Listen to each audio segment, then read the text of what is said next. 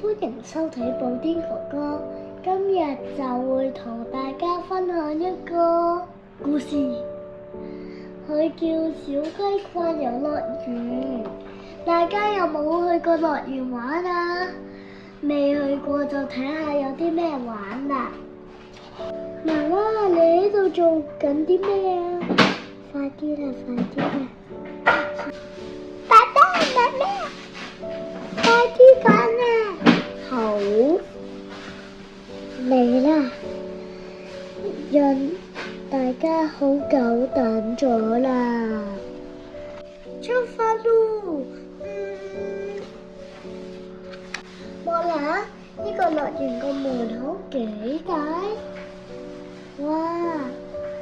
望下小雞佢哋幾開心，都忍唔住衝入樂園啦！哇！要喺邊個方向開始玩啊？喂，呢度玩先。爸爸，呢度可以玩咩㗎？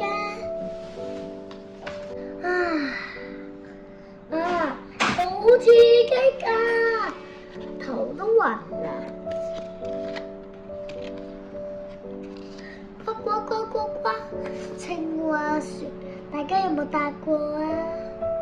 你真係一啲嘅機動遊戲，話烏龜都怕死。第二個係迷宮，揾翻條路出嚟先，小朋友。咪中啲咯，呢度有出口啊！小朋友有冇玩過呢啲嘅迷宮啊？哇！爸爸喺度啊！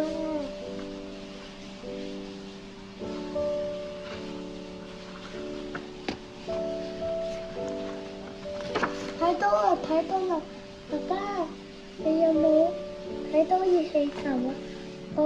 媽咪喺度啊！快啲過嚟呢邊啦！肚子都餓啦，都咕嚕咕嚕叫啊！我哋要開動啦！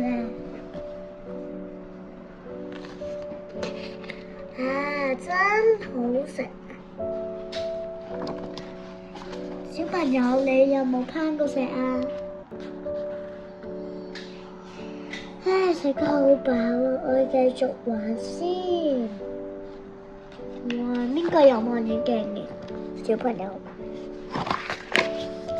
有玩過好刺激嘅坐滑梯啊！小朋友，今天真係玩得真快樂好好玩啊！